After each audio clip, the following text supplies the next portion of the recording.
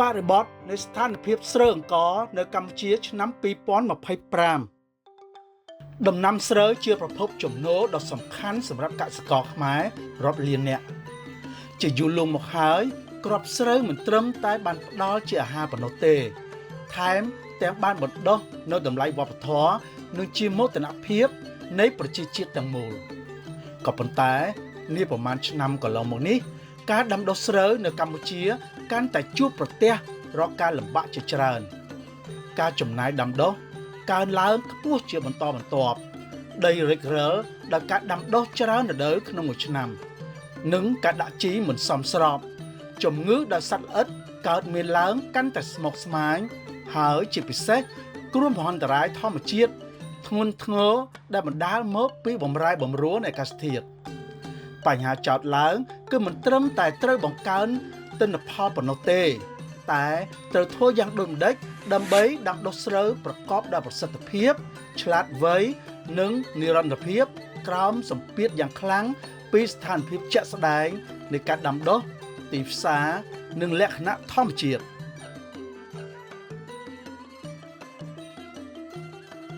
កម្មវិធីដាំដុះស្រូវឆ្លាតវៃនិងលទ្ធផលឈានមុខដើម្បីរួមចំណែកដោះស្រាយរាល់ការលំបាកនិងផ្ទេរដំណោះស្រាយដាំដុះជាលឿនក្រុមហ៊ុនភាគហ៊ុនជីប៊ិនឌៀននិងអយតគ្រប់បានដំណើរការអនុវត្តកម្មវិធីដាំដុះស្រូវឆ្លាតវៃ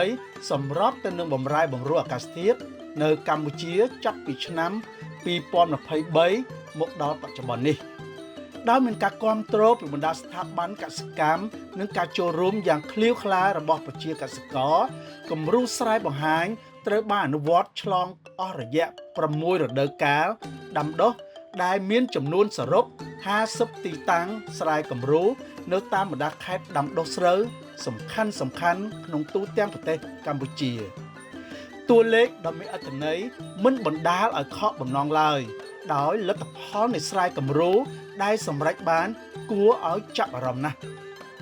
ចំណាយវិនិយោគត្រូវបានកាត់បន្ថយយ៉ាងខ្លាំងបន្ថយពី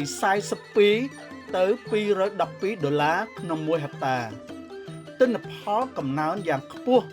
ស្រែគំរូសម្រេចបានបរិមាណផលកើនពី890គីឡូក្រាមដល់1តោនកន្លះក្នុង1ហិកតាប្រាក់ចំណេញកើនឡើង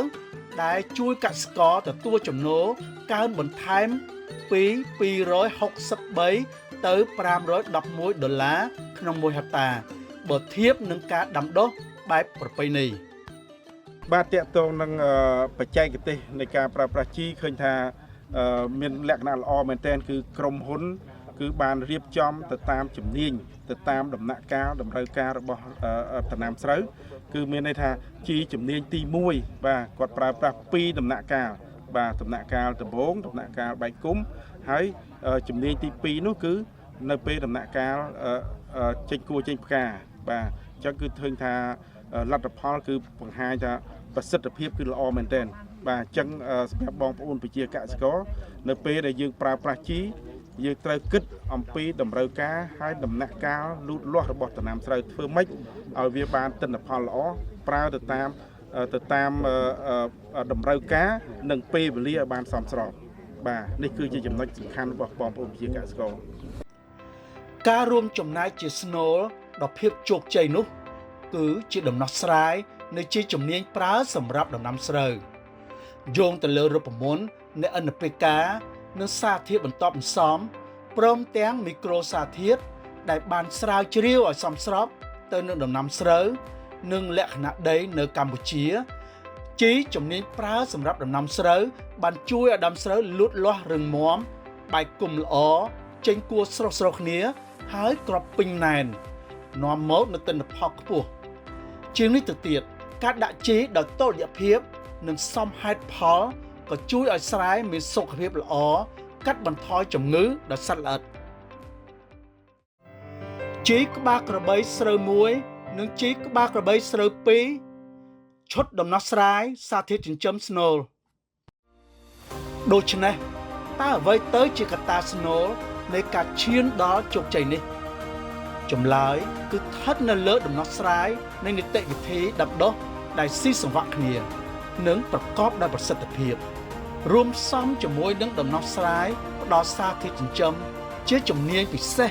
ហើយត្រូវបានអនុវត្តឲ្យត្រូវតាមពេលវេលានិងដំណាក់កាលលូតលាស់នៃដំណាំស្រូវនោះគឺជាផលិតផលពីរមុខគឺជីក្បាលក្របីស្រូវ1និងជីក្បាលក្របីស្រូវ2ដំណាក់កាលកូនដើមត្រូវការសំណាបរឹងមាំពន្លករឹងមាំប្រើជីក្បាលក្របីស្រូវ1នេះគឺជារូបមន្តពិសេសសម្រាប់ដំណាក់កាលសំណាបនិងបែកគុំអាស្រ័យទៅលើសារធាតុចិញ្ចឹមដ៏សមស្របបំផុតជីក្បាលក្របីស្រូវ1ជួយឲ្យដើមស្រូវដុះឫសរឹងមាំ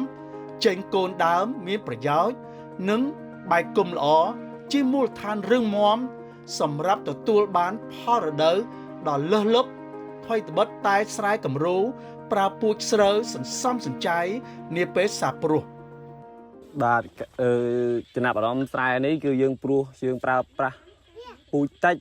នៅហើយយើងបាយជីវគ្គមួយហ្នឹងជីក្របីស្រូវមួយហ្នឹងឃើញថាបែកគុំបានច្រើនបងដើមដងវាខៀវល្អហើយស្លឹកវារឹងឈរហ្នឹងហើយយើងអត់ប្របាក់លាយណាបងអត់ប្របាក់លាយបងបានន័យថាថៃការុងបាចយកបណ្ដោយបាទ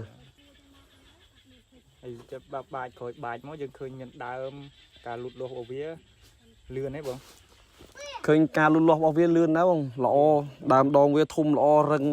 ស្លឹកឈរហ្នឹងហើយហើយឥឡូវដល់បែកគុំវាបានដំណាក់កាលចេញផ្កានិងស្រូវទុំត្រូវការគួរស្រូវវែងគ្រាប់ស្រូវពេញណែនប្រើជីក្បាលក្របីស្រូវ2បន្តជោគជ័យในដំណាក់កាលដើមដំបូងជីក្បាលក្របីស្រូវ2គឺជារូបមន្តពិសេសសម្រាប់ដំណាក់កាលស្រូវចេញដង្ហើមនិងចេញគួរជីក្បាលក្របីស្រូវ2នេះប្រមូលផ្ដុំនូវសារធាតុចិញ្ចឹមជួយឲ្យដើមស្រូវចេញគួរស្មើគ្នាបង្កើនអត្រានៃគ្រាប់ស្រូវពេញណែននិងឡើងពណ៌លឿងភ្លឺដែលជាកត្តាផ្ទាល់កំណត់ទិន្នផលនៅចុងបញ្ចប់នៃរដូវកាលប៉ុន្តែរដូវកាលមួយដែលទទួលបានជោគជ័យគឺមិនអាស្រ័យតែមួយគត់ទៅលើដំណាំមានសុខភាពល្អតែម្យ៉ាងប៉ុណ្ណោះទេវាថែមទាំងត្រូវការដីមានសុខភាពល្អផងដែរក្រុមហ៊ុនបានស្រាវជ្រាវនិងផលិតចេញ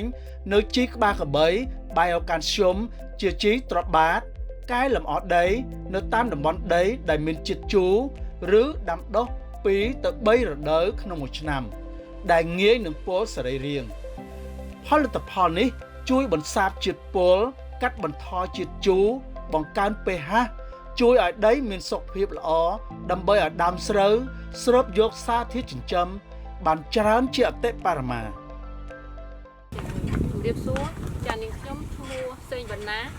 ជាកសិកររស់នៅភូមិដងភូមិបានកាមស្រុកព្រៃកបាស់ខេត្តតាកែវចាហើយការពីរដូវនេះខ្ញុំបានធ្វើស្រែពិសោធន៍ទៅលើជីរបស់ក្រុមហ៊ុនមិញព្រៀនចាដែលមានសញ្ញារូបក្បាលក្របីចាហើយកាលពីរដូវនេះគឺយើងប្រើពូជអស់តែ140គីឡូឯងតែកាលពីរដូវមុនគឺខ្ញុំប្រើអស់រហូតដល់ទៅ300គីឡូក្នុងដី1ហិកតាចាស្រែនេះបន្ទាប់ពីបានBiocansiដែលជាជីគេថាជីបន្សាបជាតិជូរក្នុងដី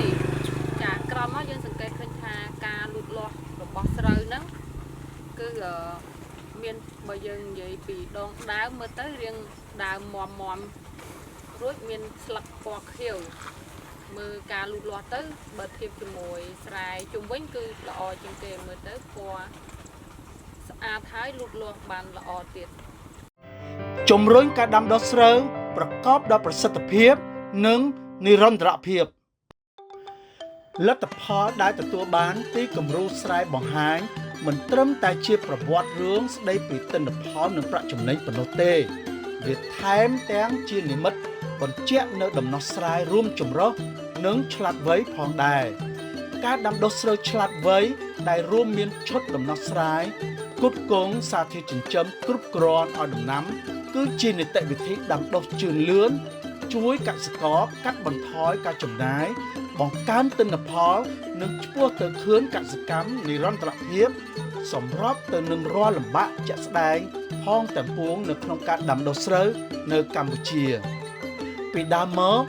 កសិករយើងតែងមានការព្រួយបារម្ភតែឥឡូវនេះនៅលើទឹកមុខរបស់កសិករគឺជាភាពទំនុកចិត្តនិងក្តីសង្ឃឹមក្រុមហ៊ុនភាគហ៊ុនជីប៊ិនឌៀននិងយតគ្រប់សន្យាបន្តរួមដំណើរជាមួយប្រជាកសិករផ្ដល់មកនូវដំណោះស្រាយប្រកបដោយប្រសិទ្ធភាពរួមចំណែកជួយកសិករក្នុងការដាំដុះប្រកបដោយប្រសិទ្ធភាពនិងជំរុញឲ្យវិស័យស្រូវអង្ករកម្ពុជាអភិវឌ្ឍកាន់តែខ្លាំងក្លានិងនិរន្តរភាព